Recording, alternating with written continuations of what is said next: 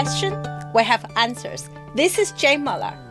And this is Ken Muller. Welcome to our show, all about real estate with Ken and Jane. Jane, you're in the wrong seat. I think I'm the right seat here because we're opposite each other. Yeah, now we're opposite That's each the other. first time. We're That's opposites, which is good. I don't have to turn my head. But we are opposite. Well, today the reason you're in the guest seat is because we have two guests with us, and one of them is a little bit taller than you, so the mic works. Your mic works better. That's him. right. So today we're going to talk about environmental issues in real estate. Environmental is a very integral part of any real estate transaction, whether it be residential and of course commercial. Most of this show is going to discuss commercial real estate applications. And we have with us as our guests today, we have Rob Edgar and Kassidy Klink, both with Peak Environmental. And before I welcome them, I do want to say we appreciate all the contributions, sponsorships, and community support that Peak Environmental has shown to the East Brunswick and Middlesex County communities. So, guys, welcome to our show. Thank you. Thank you very much for having us. Once again, before we start, right, I mean, it takes a whole town to raise a child. And with your company's support, I mean, all East Brunswick residents really appreciate it. Yeah, that's great work. Great work. So proud of you. We are proud to be part of East Brunswick. Thank you. Yeah, Thank you. and you're cleaning up the New Jersey one site at a time. As Jane always says, it's one house at a time. Exceeding your expectations, you guys are doing it with the environmental, which is awesome. Including properties in East Brunswick. So Okay. Oh, very right. local Not to name any sites or any clients, but that's great. Yeah. That's good. So just to start with, just give us your brief bios and what your role is with Peak, and then we'll get into the Great. program. So as you said, I'm Kassidy Klink. I'm an associate with Peak Environmental. I've been in the environmental industry for about 20 years. I'm a professional geologist and a licensed site remediation professional. I have a BS in Earth Science from Kean University right here in New Jersey, and a master's in environmental science from the University of Florida. Oh, great. Very good. Fantastic. Local. Yeah, local New Jersey. my name is Rob Edgar. I'm a managing principal at Peak Environmental. I've been in the industry about 32 years, I think this December. I've worked on thousands of sites. I have a bachelor's degree in environmental science. I have 2 associate's degrees in biology and chemistry, and I have some master's level toxicology classes and background. Right. Wow. Fantastic. She can tutor our daughter. Well, she already had biology. Now she got through chemistry. Otherwise, you would Talk about that after the show. I tell you, that was tough for her. Tough. Yeah, those were one of her challenging, but she survived. She did okay, but it was they were tough. But those are the science. So you guys are between the two of you have I think over 50 years of experience, if my math serves me correctly. Yes, That's we right. do. And gray hairs to prove it. Not too many. Ken doesn't have much gray hairs. But I just don't have much hair. Right. That's right. So it's One or the other, it's a right? trade-off. You either get one or the other. You don't. Yes, that's You right. rarely have both, right? Lots of hair, and as you get older, that's the problem. So let's talk about the first topic we're going to cover is Phase 1 environmental site assessments, known as Phase 1s. Let's talk about the importance of Phase 1s and how when they apply and who should consider doing one. Then we'll get into all the specifics of what a Phase 1 entails. Sure. So a Phase 1 environmental site assessment is the mechanism that satisfies the all appropriate inquiries requirement of CERCLA. CERCLA is the Superfund rule. And the reason someone would want to satisfy that requirement is to gain certain legal protections under federal law, to be an innocent purchaser and get those innocent purchaser protections. So if you go through this Phase 1 process and you don't identify something, and then later on it's identified, you've done your due diligence, you exercised the due diligence that was appropriate and expected at the time in accordance with what is an ASTM standard, an American Society of Testing Materials standard. It's E1527. Yeah. And the most recent version of that standard was just a couple of years ago in 2021. Okay, that's great. Yeah, way back when I've worn many hats, so I actually did phase one when I did some environmental consulting. So I remember that standard very well. I still remember the number. Yeah, doing the Sanborn maps and the aerials, and then the site investigation, and compiling the whole report. So yeah, it gets ingrained in your brain, you know. Yeah. So the phase. So let's talk about the liability though. So if you do a phase one and you do it, you have a competent professional that does it, and later there is something that's discovered on the site that wasn't covered by the phase one. What is the assuming the due diligence standard was done appropriately? Let's say they find an abandoned leaking underground storage tank that for some reason wasn't covered, yet the buyer hired the professionals, and there was no indication or any inclination that there was a buried tank there. Would that buyer, under the CERCLA protection, would they be afforded would they be absolved of any financial liability for cleaning up the tank, the leaking tank? Or well, I think that the owner of real estate or commercial property who has an environmental issue on their site, they own that issue, right? But if they've gone through the due diligence process, and this is more a question that an environmental attorney would answer, but if they've gone through the proper and appropriate due diligence process with a good firm like Peak and a qualified environmental professional, then they would have protections, federal protections, probably from third-party liabilities. Like if that tank was leaking and someone next door had a potable well or something like that and was being impacted by that contamination, then I think that property owner would have protections against those third-party lawsuits. That makes sense, right? So let's talk about the steps involved in a phase one. If you guys are hired to do one, how do you approach a phase one environmental site investigation? So a phase one has 4 basic components, right? There's record reviews. So we're looking at, as you mentioned, Sanborns. We're looking at historic aerials, basically historic records associated with the site. We look at environmental database reports. We look at municipal and other available local records for the site. We conduct a site inspection. That's kind of the second leg of the stool, where we visit the site. We look at the property in question, and we may look at surrounding sites.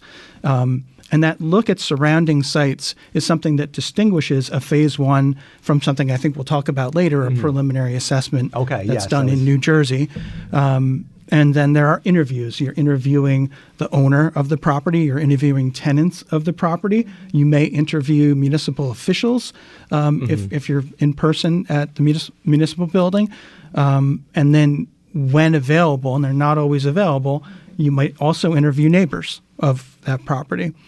Right, because neighbors can provide a good track record, even in some of your residential deals. They can provide you when you're looking about prior usage or whether there was an underground storage tank possibly at a residential house. You've interviewed neighbors that have lived there for 40, 50 years, and to the best of their recollection, they can say that there was always gas. So neighbors are a valuable source, especially if they've been around a long time. Right, my neighbors. Because those prior operators or owners might not be available to question as well. So those neighbors might be that valuable resource that you can't that you can actually get in front of. Right, and I think the data that you guys get, if I recall correctly, a lot of the data that's given that you get from the record search will tell you, like within a half mile or a mile or 2 mile radius, or if there's any reportable sites that have had environmental concerns, right, or remediation done. So that can be very useful, right, because you want to see how close those sites are to your subject site and see if that could be an issue with somebody, a neighboring property, potentially contaminating your property. Yeah, for the residential side, right?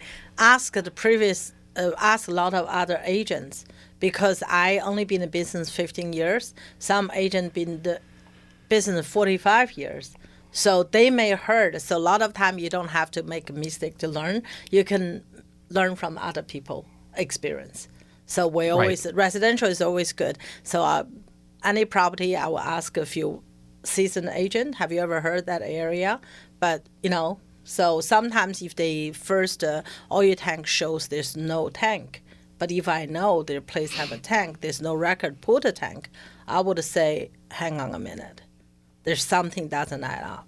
So once they said no tank, and later they found a big tank, So because, other agents said, sure, there's a tank, there should be a record. Because every time you put a tank, you need a permit. So, but for you guys, probably the neighbors, because, yeah. Right. Some of these historical locations, the records just don't exist. So having those interviews can be that gap filler that you need. Yes. Right. And in terms of doing a phase one, do you guys recommend a phase one be done for any commercial property, or what are your guidelines? What if a client comes to you and asks you about, should I do a phase one? What's your guidance for those clients that are buying? We would always recommend that purchasers of real estate in New Jersey, primarily commercial, industrial, right? Yeah. Have a phase one performed so they could gain those innocent purchaser protections. Yeah, and especially Or since the you're buying land as an well. expensive piece of property, most likely. So the cost of a phase one, in comparison, it's just a worthwhile investment. I always use the analogy, if you're going to buy a house, you're going to have an engineer come in and make sure the roof isn't going to fall Correct. down. So, in commercial real estate, you want to do a phase one to understand if there are, and then quantify environmental liabilities associated with it. And if you're financing the purchase of that property, your lender is going to require that a phase one be performed. So there's a couple different that's true, layers too. of It's the reasoning lender, there right. to perform one. Absolutely, right. And then if, let's say you have a large piece of property that's primarily vacant land, let's say 6 acres or so, how do you guys approach the physical site inspection? Because obviously it's harder. Would you usually visually walk the site to the Yes. extent practicable? Yeah, we would always walk the site. In scenarios like that, sometimes there's portions of the site that just can't be. It depends on the time of year, right? Sure. But there's portions of the site that are overgrown and just can't be inspected to the degree you would normally want to. And in those instances, we inspect everything that we can, and we use aerial photography, and we rely more heavily on those nosy neighbors and historic maps and other other data sources. Yeah, those maps, those fire maps, or the sandboard maps, as I refer to them as, they're pretty cool because they really tell you. You can go back. They go back, I think, to usually the early 1900s or even prior. But that's pretty cool. You can really see the historical uses, even from a history perspective. It may not have any environmental impact, but you can see what the prior uses of that property were. If there was a farmhouse, or there was, if it was always vacant land. So that's important because you could have a piece of land that's vacant now that maybe 50 or 80 years ago had a farm on it, and there could be the potential for some contamination if there was any oil or leakage. Yeah. Those maps are always they're full of surprises. Sometimes they're good surprises. Yeah. More in our industry, we're often delivering bad news, and they're bad surprises. But That's right. But soon you guys going to have AI help you. The AI can walk to the bushes and the areas and detect. Well, it has to be Human don't come. so you don't have to worry about ticks or any bugs that's or right. mosquitoes or getting Just your send the machine. Yeah, that would be cool. Yeah, at least a Yeah. camera with a little robot on it, right? That's to right. take a scope for you. Like, well, to that point, and to your point about a large piece of vacant property, one of our tools isn't AI, but we could use a drone to fly over that's true. the roof of a property that maybe is just deemed unsafe to get on, or a vacant property where we need to cover a very large area and just there's no way to have the manpower to do that. So I don't know. AI, I think. AI is a long way off in terms of a drone supplanting us. But a drone. I'm not saying that kind of AI, right? A few months ago, we went to Edison for that sushi bar, right? The AI bring you Coke. Oh yeah, there's one Right. place. The Yeah, AI. the robot. comes It's a little up to you. robot. Yeah. Yeah, Right. and one of the That's amazing, right? Yeah, my daughter want to go not because of a good sushi, it's because she never heard a robot bring you sushi. Yeah, that is So pretty. I was- Do you tip the robot? You pat it on the. You pat. Okay. Yeah. And All then right. the robot was a little too slow, so we had to take the from the belt ourselves. Right, but it's trying, right? All right, with that, we're going to take a short break. We'll be right back after these messages. Okay, welcome back to our show. We're joined today by Rob Edgar and Kassidy Klink of Peak Environmental. And guys, before I forget, please give your contact information so any of our listeners out there can get in touch with you if they need phase one or any of the other vast environmental services you guys provide.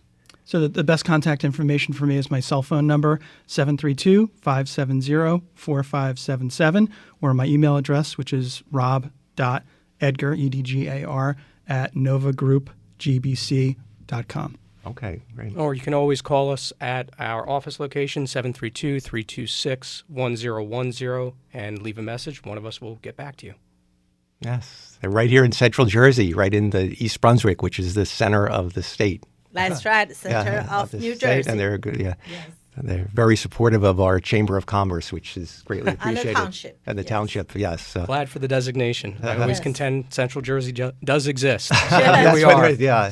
And this is a Central Jersey radio station, so we can right. there's proof to it. Yeah.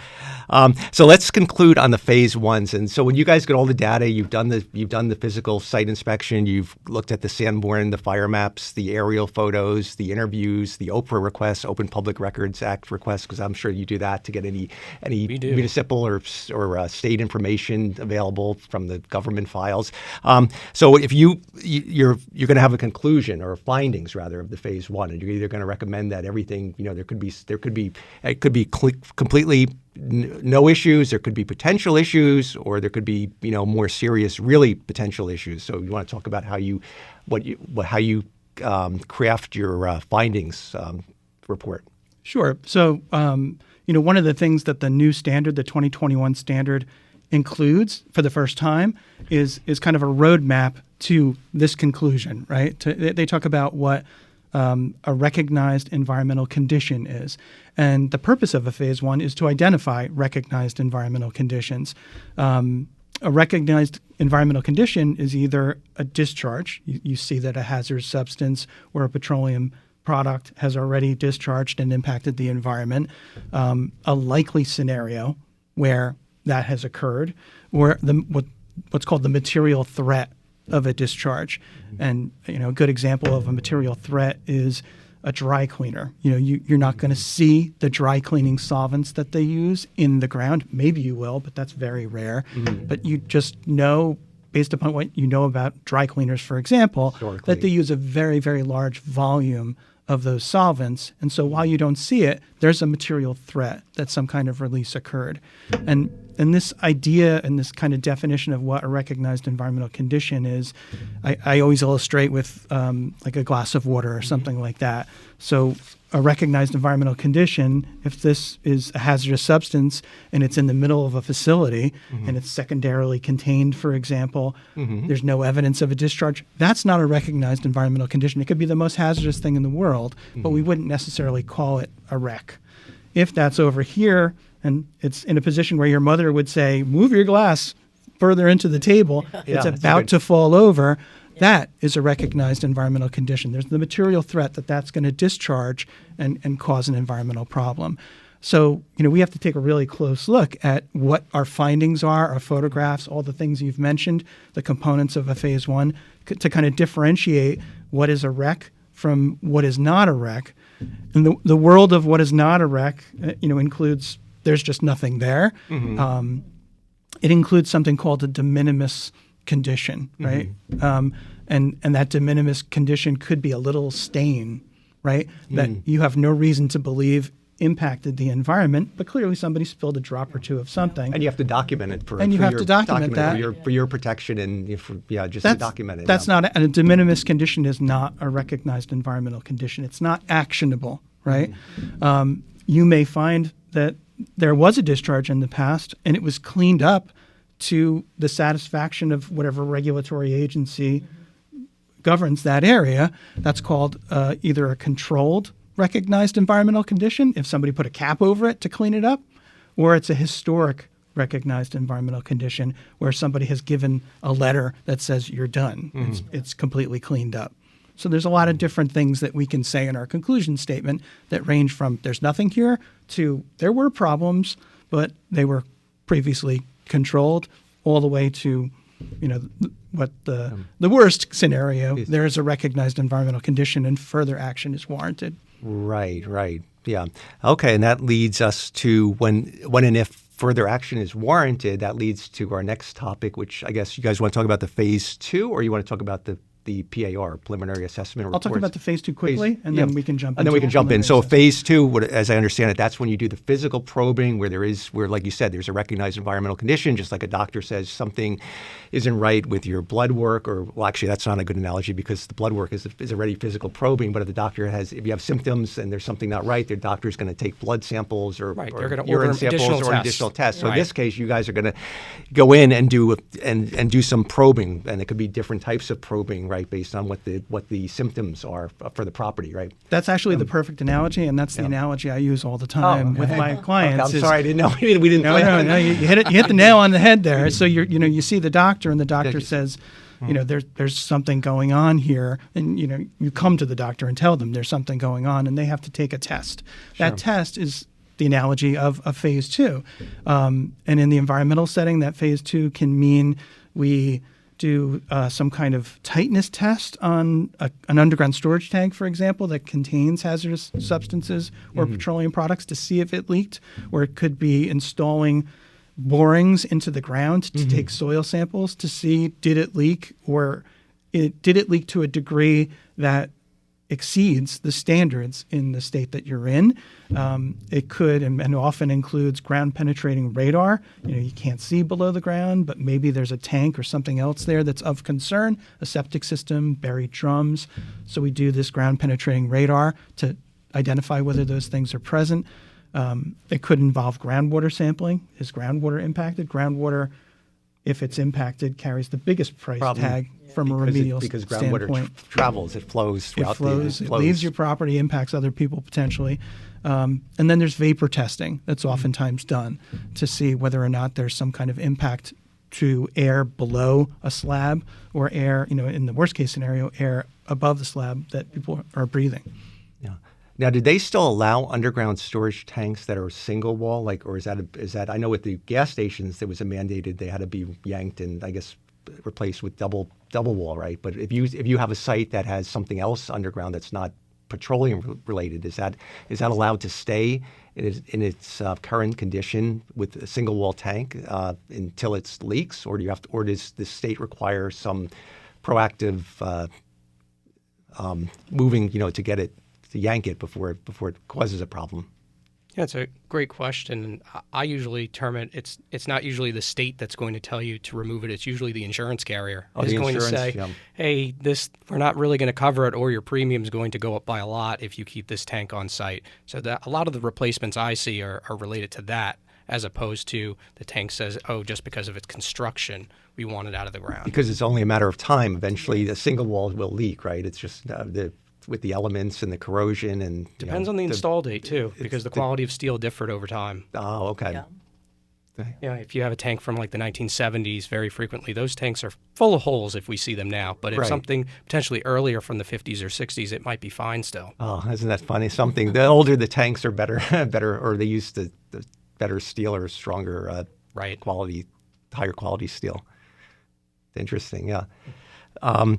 So on the phase 2, so then you covered all the different types of probing you could do, and then so you guys have geologists, or based on the probing required, you have different specialties in your firm that can handle the wide variety of tests that are needed, right? You have geologists, hydrogeologists, all different types of professionals, right? That's correct. Yeah, and our staff are trained. We are in central New Jersey. The majority of the work that we do is in the tri-state area. It's New Jersey and New York. And our staff are trained internally to conduct all of that sampling. So, we look for a certain background and cross-train everyone on everything. That way, everyone has that same kind of experience to be able to go out to different sites and collect different kinds of samples. Right. And again, the phase 2 is not the actual remediation. The phase 2 is just the sample and analysis collection, whether it be the soil borings, the tank tightness testing, the groundwater testing. You're just collecting samples and further data. And then I guess the next thing would be, if there is a remediation, then you would have to design a remedial action plan to remediate the contamination. That's right. Yeah. We would quantify the risk oftentimes. So phase 1 is usually performed in a brownfield setting. For and we're going to cover that next week when you come back for the show. We're going to talk about brownfields. Yeah. So the next step, once you find something, is this a deal killer? Is this something environmental insurance could be used to cover? Is this something, what's the price tag associated with the delineation and remediation of this contamination? And sometimes a purchaser can stomach that and incorporate that into a deal. And sometimes it's a deal killer. And what's the time involved too, right? The time element, how long before the remediation is going to be completed, right? Maybe the new purchaser wants to walk away from the property if it's going to be a 5 or 10 year remediation plan. Right. So that's a big thing. Is this something that's reportable to NJDEP? If you discover, if in the phase 2, you guys discover a problem and say, oh, the soil is contaminated with, is that something you have to report right away to NJDEP? I think the simplest answer to that question is if you're the owner of that commercial real estate, the obligation sits with you to do the reporting. A potential purchaser in a due diligence setting doesn't have that obligation. And generally we would put our findings in a letter to our client, the potential purchaser, and say we recommend that these findings be conveyed to the property owner so they can take the right steps and report it. Got it. Right. And then once it is reported, would the DEP get involved in overseeing, or they would require certain follow-ups? So the Department of Environmental Protection in New Jersey has deputized certain people that have the appropriate experience to conduct the remediation. And so the state would assign a spill number to it, and then it would be the obligation of the property owner to hire a licensed site remediation professional to step in, and then that deputized individual conduct the rest of the work and remediate the site. Okay, cool. So they actually delegate to somebody like yourself who's an LSRP, which is great. Yeah. Wow, we're almost out of time. The time went so fast today. Please share your contact information again with the listeners. So you want to go ahead? So again, my name is Rob Edgar. We're with Peak Environmental, a Nova Group company. You can reach me at 732-570-4577 or rob.edgar@novagroupgbc.com.